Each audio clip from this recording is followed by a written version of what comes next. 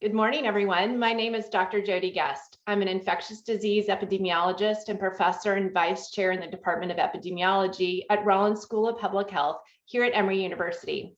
I lead Emory's COVID-19 outbreak response team working in hard-hit communities across the state of Georgia, and I am very pleased to be the host for Emory's COVID-19 Facebook Live events, where we cover topics about the COVID-19 pandemic, typically focusing on medical work, but today we're going to be talking very specifically about what's going on at Emory campus. I'm very pleased to be joined today by Amir St. Clair.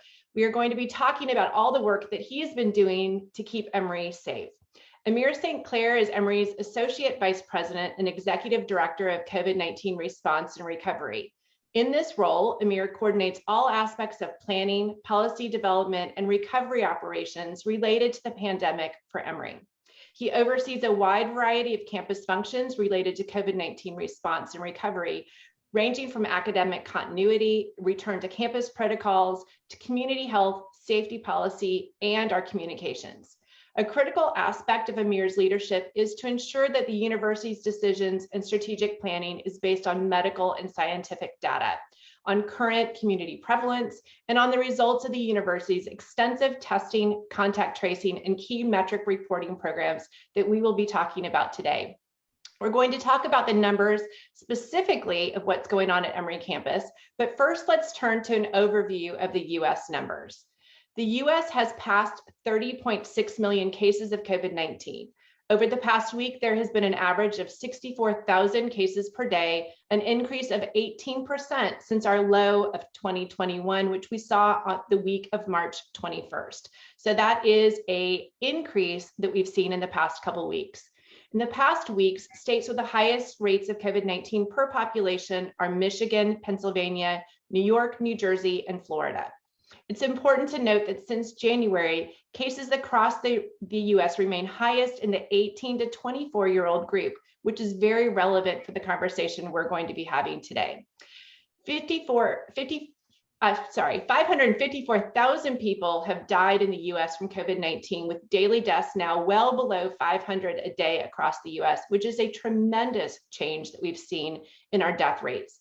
Hospitalization admissions have also plateaued in the past 3 weeks, and they are down 73% since our peak in January. Variants, however, are becoming more common. The B.1.1.7 variant, also known as the UK variant, is now becoming dominant form of SARS-CoV-2 across the country and has been detected in all 50 states, DC, and Puerto Rico. New variants account for 70% of the new COVID-19 cases in New York City, with a large proportion attributed specifically to the B.1.1.7 variant. 50% of new cases in several recent hotspots, including Minnesota, are also related to the B.1.1.7 variant. This variant is anywhere from 50 to 100% more transmissible, including in children, a population once considered to be at lower risk for both infection and transmission of COVID-19. More than 108 million people have received at least one dose of the vaccine for COVID-19, which is amazing news. And 63 million are now what we consider fully vaccinated. This is 41.7% of the adult population who have been vaccinated with at least one dose, and 24% of the US adult population is now fully vaccinated. As we work our way towards vaccine-oriented herd immunity, 33% of the total US population, now including all ages, has received at least one dose of COVID-19 vaccine, and 19% of the entire US population is fully vaccinated. We are making tremendous strides, but we are still a very long way from hitting the level of vaccines we need to see in our race against the emergence of this and spread of the new, more transmissible variants. So while we have not yet hit the threshold of vaccines needed to combat the outbreak, we are certainly making very big strides in the last couple of weeks, with numbers increasing and the entire US opening up for all adults over the age of 16, we hope within the next 2 weeks across the US. So I'm very excited to turn to Associate Vice President Amir St. Clair to talk about specifically what has been going on at Emory campus. So welcome, and thank you so much for joining me today. Hey, good morning, Dr. Guest, and thanks for the invitation, and look forward to this conversation. So I can share a little bit about our current status of the COVID-19 virus here on campus and some of the mitigation efforts that Emory's been doing. Emory has been making really important progress over these past few months, and we're cautiously optimistic as to what the current status is here on campus. And so some of the indicators that we look at daily are around community prevalence and our campus prevalence, which continues to remain around 0.5%. We look at daily positive case counts, which continues to average somewhere between 4 and 5 a day for our students, and it's less for our faculty and staff. We also look at our robust testing process and how many tests we're able to process each day and each week. We look at quarantine and isolation space to make sure we have the appropriate accommodations and spaces necessary to provide the level of service. But we also look at the Metro Atlanta and the greater communities in terms of hospitalization rates and the services and strains on our healthcare systems and what the community prevalence looks like around the Metro Atlanta area, where we know a lot of our students and faculty and staff live.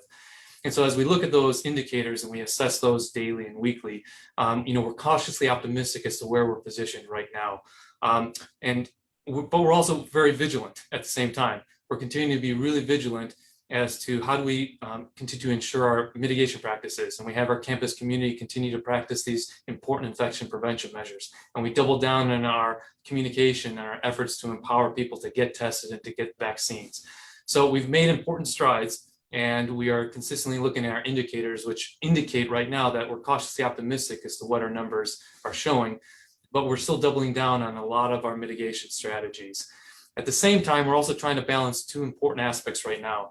We want to continue to ensure that we have the safest and healthiest campus environment possible right now, but we also want to continue to make important strides to our goal, which is for a full return in the fall.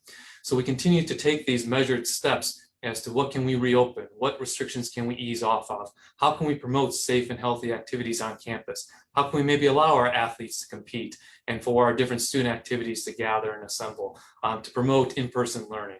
So we're balancing the ability to make progression to our goal in the fall, at the same time making sure that we don't take one step forward and 2 steps back, is that we do this in a very measured way. And so numbers are telling us that we're making good progress, but we still need to be very vigilant based on some of the numbers that you've indicated, the B117 variant that we're watching closely. And so we're kind of in this balanced stage of good progress, but still being very vigilant. Absolutely. I mean, I think that's what we're seeing across the entire United States is, such optimism with the large numbers of people who have been vaccinated in the past couple of weeks as it grows every single day, but yet also some states having some very increased numbers and the spread of the B117 variant. I know Emory has a great website called Emory Forward that's talking about everything that's going on with COVID-19, and it's a wonderful, transparent place to go look for data about Emory. Can you talk about the fact that we've just lowered our color coding system from orange to yellow, showing your optimism about what's going on campus? Yeah, of course. And thanks for bringing up Emory Forward, because that really is our critical tool, kind of the funnel piece by which we try and make sure we can share and be as transparent as possible how Emory is responding to the pandemic. And one of the things that we underscore is this idea of a partnership between the university and each student, faculty, and staff member. And in order for that partnership to work, we need everybody to respond effectively. Well, the best way to respond effectively is if we communicate, appropriately, and we're transparent in doing so. And so that's why we focus a lot on the Emory Forward site and place as much information and all of our policies and guidelines on there, as well as our dashboard, which shows daily and weekly numbers to be as transparent as possible so that people can respond and be active partners in doing so. In terms of the university's recent move from the orange to the yellow operating status, Emory has been operating under a color-coded operating status meter since the beginning of the pandemic. There's really 4 different levels, and each level is designed to indicate the current environment and ecosystem of all the COVID-19 indicators that we assess, which I've listed some of them, community prevalence, campus prevalence, daily positive case count, quarantine and isolation space, et cetera, et cetera. We take into account all those indicators to give us a snapshot or a picture of what the COVID-19 pandemic looks like at that moment in time. And then based on that moment in time, what does the level of activity, the permitted events and programming on campus, what does that need to look like to ensure we're creating the safest and healthiest campus environment possible? And so we assess the current COVID-19 environment with the level of activity and density that's permitted on campus. For most of the academic year, Emory has operated in the orange operating status, which means that the virus is obviously still prevalent. We're still seeing levels of community transmission. We still need high levels of testing and contact tracing and quarantine isolation space. And the vaccine during that time either wasn't available or not widely available. And so our condition on campus reflected that status. This past week, based on indicators shifting and based on a number of new factors, such as the vaccine becoming more widely available and more members of our campus being able to get vaccinated, the university was able to shift its operating status to the yellow operating condition. What that means is that the environmental factors are favorable at this time to allow us to have more activity, to have a little bit higher density, all while still practicing those very important infection prevention measures: wearing a mask, washing your hands, and watching your distance, right? And we're still requiring certain populations to test at a certain frequency. And we're continuing to advocate and empower everyone to get the vaccine.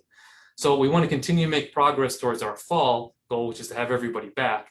In order to do so, we want to take that next step, which was to move us from the orange, which was more restrictive, to the yellow operating condition, which is a little bit less restrictive, to allow us to promote more safe and healthy activity. Great. And so is one of the biggest changes when we moved from orange to yellow the number of people who can get together on campus? It is, yeah. So there's a number of different, what we call activities by alert level that are allowed or permissible based on the operating condition. And one of the largest is around gathering size and gathering capacities. And so by moving to the yellow operating status, we're now allowing indoor gatherings of 35 people or less.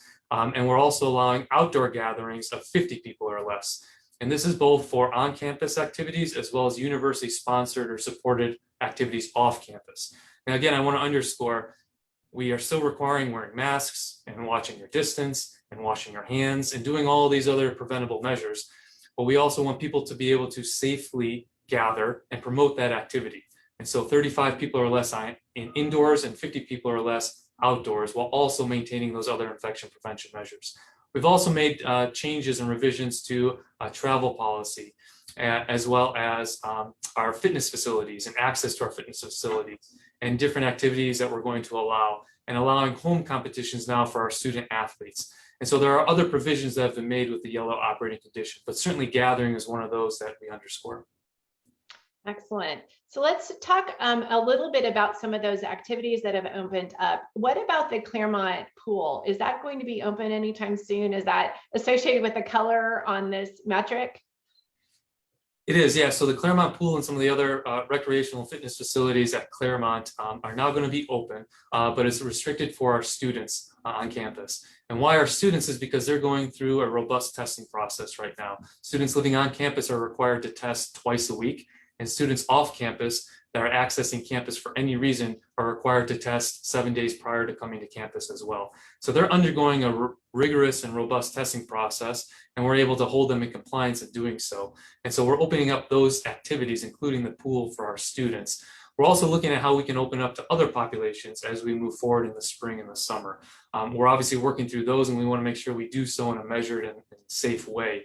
But yes, part of our opening up to the yellow operating condition is the pool at Claremont will be open, but again, for students, and there's a registration process for a lot of these facilities too. Great, thank you. You touched briefly on the testing, and I'm really incredibly impressed with the amount of testing that's being done on campus. I have two questions about this. When was the move made and why to move to 2 times a week testing? And then also, what is the compliance metric that you see on Emory Forward? I really want a moment for you to brag about that. So testing, we know, has been and will continue to be a really critical tool in our fight against the pandemic. It's to help us understand community prevalence. It helps to interrupt transmission and allows us to pull those infected individuals out of the population and provide them the necessary services and support that they need. So testing has been, and I think will continue to remain, a really critical tool in our fight against the pandemic. And as such, we've recognized that that is one of the important tools we needed to scale up in order to get to our return to full density in the fall. And so since last fall, we've been actually aggressively implementing a scale-up plan to make sure that we can provide enough robust testing for every single member of our campus community. And if we needed to do it at a higher frequency, more than just once a week or once every certain period, we could do so. And so this spring semester, currently, we're testing, as I mentioned, all students on campus who live on campus twice a week, students off campus who are accessing campus at least once a week or every 7 days prior to coming to campus. And we also are strongly encouraging all of our faculty and staff to get tested as well. We have enough capacity to be able to support that, right? Our move to twice-week testing for our resident students actually occurred in February. And so at the beginning of the semester, we required all students on campus and off to test once a week. In February, we saw a surge in our daily positive case counts. In order to get ahead of that surge and to interrupt transmission, we wanted to increase the frequency of our testing. And because we had put together this really good scale-up plan, we were able to do so. So within 72 hours, we were able to move from once a week testing to twice a week testing for our students, which honestly was an incredible feat when you think about all the back-end systems and support that was necessary to track and register and schedule and make appointments and communicate and then hold in compliance. And so a big thank you to all those teams that worked on that, because it was an incredible feat. So we moved to twice a week testing at that point to help us manage that surge. But we also did that proactively because we recognized that we needed to make sure we had a good tool in place to be able to assess what we saw on the horizon, which was the variants, as you mentioned. Mm-hmm. And so making sure that we had a proactive testing process in place to help us as we navigated the variants, which we knew were going to become more of an issue as we moved through the spring. So in mid-February, we moved to twice a week testing for students on campus. And within 10 days, we were able to manage that surge, largely because we were able to pivot our testing, find those infected cases, remove them, provide them the services and support they needed, but also mitigate transmission. So that was a really incredible feat by everybody. And a few weeks ago, we revised our dashboard on Emory Forward. And so now you can see very clearly not only how many tests we have, which is 11,000. So any week, Emory is able to provide 11,000 tests per week. But you can also see how many we're utilizing. And you can see daily positive case counts and 7-day moving averages for both students and faculty and staff. At the same time, we also made sure that we had more accommodations in terms of our testing sites. So we went from one testing site in the fall to now we have 4 different testing sites across our Atlanta campus and one in our Oxford campus. And we did that to make sure it was more accommodating so that we can make sure that students wanted to participate and actively did so, but also made sure that it was easier and more convenient. And that was really important too, because to your second part, it helped us on the compliance end. And so our students living on campus have been testing at a 95% clip or higher every single week this semester. That's incredible. Someone joked you can't get anybody to do something 95% of the time. Exactly. And so we've had our students on campus, which is an incredible feat to them, testing on campus, or students living on campus 95%, and sometimes it's as high as 97%. That's incredible. We're only as good as our students able to participate. And our off-campus students, they also have a very high compliance rate too, now in the mid to high 80%. So our ability to interrupt transmission is so dependent on our students actively testing, and they've been doing that. That's fantastic. You're absolutely right. When I look at the dashboard today, it actually said it's at 97% for compliance today. And that's just incredible. Anyone would be pleased with that kind of grade on any exam they took. And so congratulations to everyone on campus for the incredible will that it's taken to be this compliant and to recognize that our community is stronger together when we're all following the policies that are put forth. Emory additionally has had a really amazing vaccine site that I had the privilege of getting my vaccine there. And I think we all believe that vaccines are one of our strongest ways to get back to some level of normalcy. So how many of the university community members have currently been vaccinated? Yeah, so you're right. So Emory has been really a leader, in the state of Georgia in its vaccine distribution rollout. Since the first day in December when the vaccines became available, Emory Healthcare had a wonderful and efficient process in place to be able to deliver those vaccines as soon as possible. And we've been working in partnership with the healthcare system to make sure that we've been able to support that on the university side, to make sure as soon as faculty, staff, and students become eligible, we had processes in place to be able to get them through the process as quickly as possible. And so to date, we've had close to, I'm just looking at the numbers right now, 13,000, give or take, students, faculty, and staff have received at least one dose through Emory Healthcare. And we know that there are many others who received the vaccine outside Emory Healthcare, either through mass vaccination sites in Georgia or in their home states, because some of them still live and operate remotely. And so around 13,000. and about 3,500 to 3,800, somewhere there, have been students. And so the ability to process and effectively get our university community members through the distribution process has been incredible. And it's really a testament to the healthcare side to be able to support this, and to all the back-end systems, our IT, our student health services, our operations teams, to really be able to manage this in an effective way. In fact, I know that many of the mass vaccination sites and the Georgia Department of Health often looks at the Emory distribution process as kind of a guide and a template to how do we do something, as effectively elsewhere. So we've been able to push students, faculty, and staff through as quickly as possible. There are processes set up for each of those populations to make sure that they can get the vaccine as quickly as they can. And what's really good news is that if our students, continue to get vaccinated at the rate that we're seeing right now, our hope is that all students within the Metro Atlanta area will be able to be fully vaccinated, meaning get that second dose by the time they leave for the summer. And so that's incredible to be able to get all the students who need to get vaccinated within the area, to do so before the semester ends. And so that's our big push right now, is to continue seeing that high clip as much as possible. That would be amazing. And it would have such an impact in their home communities as well, to know that they're going back fully vaccinated, and give them some additional movement that feels really safe during the summertime. Emory has also been amazing at the masking compliance. As I walk across campus, it's really unbelievable to see no one gets out of their car without a mask on across campus. So huge kudos to that. And the signage across campus is also really great to make sure we all remember that we're connected and doing this for each other and together.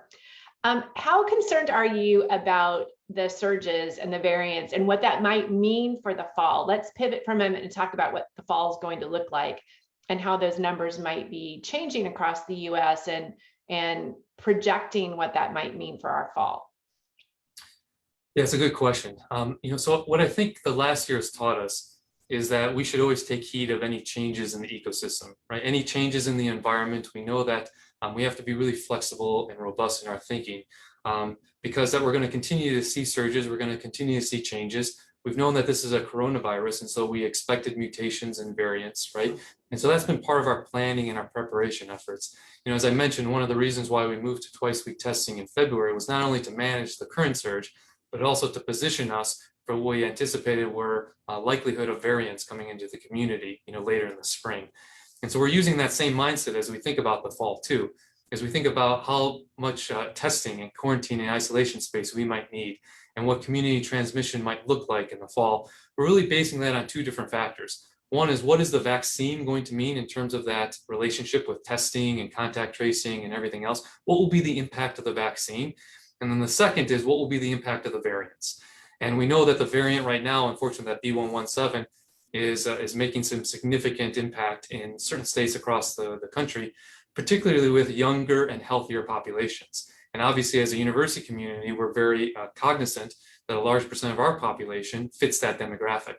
And so as we think about how this new variant is really impacting that population, we're taking that into consideration as we think about fall planning as it relates to density and classroom planning and housing and dining. That's also why we're trying to push so strongly on the vaccine. And we know that the vaccine is effective and is going to be the critical tool that gets us over that hump. So one way that we're trying to be proactive in our planning is to get everybody vaccinated as quickly as possible. And that will help us get us more information and data as to how our university community will respond to the variant. And so it's kind of this two-play right now, as we're planning and we're preparing for what the variant means in terms of these downstream impact areas, particularly because it hits our demographic hard, the young and the healthy. But also why we're pushing the vaccine so strongly now is to get it before the summer so that we have better information and data as to how the vaccine impacts variants and our ability to plan for the fall. Can we expect in the fall for classes and the campus to look as familiar as it did in the before times pre-COVID-19? Is that our hope? Yeah, so the best way I think I would say is we are thoughtfully planning and preparing for a full return to campus in the fall, where we anticipate bringing back every single student, faculty, and staff member for an on-campus experience. Since President Fenves laid out the goal this past fall to have everybody return for fall 2021, that's what we've been actively and really aggressively trying to prepare for, is to be able to support that in-person on-campus experience. And that's why we've been scaling up all of these mitigation efforts to help us do so. So why we've been so aggressive in scaling up our testing is because of that.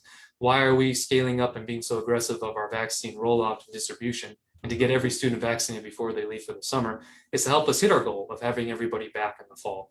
And so we do anticipate, and we're using planning assumptions to have density in our residence halls, to have density in our dining, to have density in our classrooms, to have student activities, to have events and concerts, to have student athletes competing on our fields and our courts, to be able to have that same type of energy and vibrancy and enthusiasm that we've all come to expect on a college campus.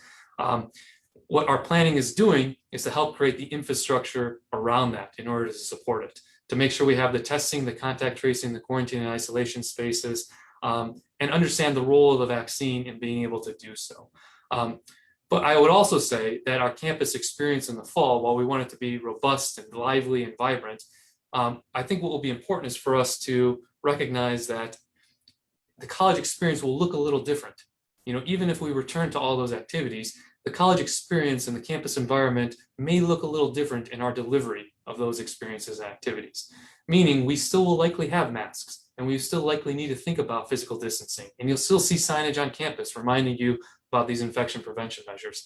And while we hope we have spectators in our stands, there may be protocols in place to help do that in a very safe and healthy way.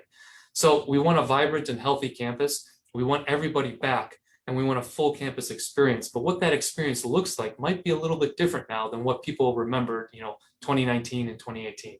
And that's okay, right? That's okay, because what we're doing is we're saying we're learning as to how to navigate this well and using all the science and data to help make a really good informed decisions as to how we can do full density safely in the fall.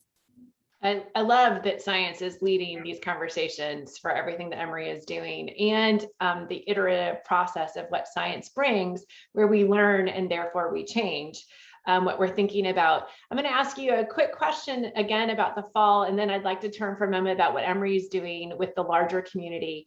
A question we have both heard a lot is will there be required vaccinations for those who are on campus in the fall?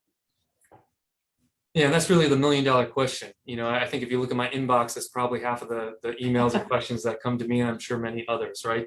Will Emory require the vaccine, and if so, for which populations, right? That's oftentimes the question that we're hearing right now. And it's a good question, and it's obviously one that's really on the tip of everyone's minds. And what I would say is that Emory has already been contemplating and thinking about this question ever since the vaccine was distributed and started to begin rolling out in December. We anticipated that we would have to think about and answer that question. So we've been planning and contemplating, and really over the last few weeks, really aggressively now considering this for a couple of reasons. One is that the vaccine is now more widely available, right? And so as the vaccine becomes more widely available and more of our campus members are able to get it, it makes it more able for us to have that conversation. And then the second is there is now a precedent where we've seen some colleges and universities come out indicating and announcing that they do plan on requiring it for the fall. We've also seen some college systems say that they do not plan on requiring it for the fall. So we're now starting to see peer institutions come out with their recommendations or announcements. And so it's aggressively, I think, required us to consider this, and it is being done through a number of working groups, right? That the question about will Emory require it. A couple of things I'll say quickly is that there is precedent, for colleges and universities to require vaccinations for their students. We do so already, many other colleges do. So the question of if and can a university require a vaccine, that not necessarily isn't the question, because universities already do so. The question is, should and will Emory require the vaccine, particularly the COVID-19 vaccine at this stage, right?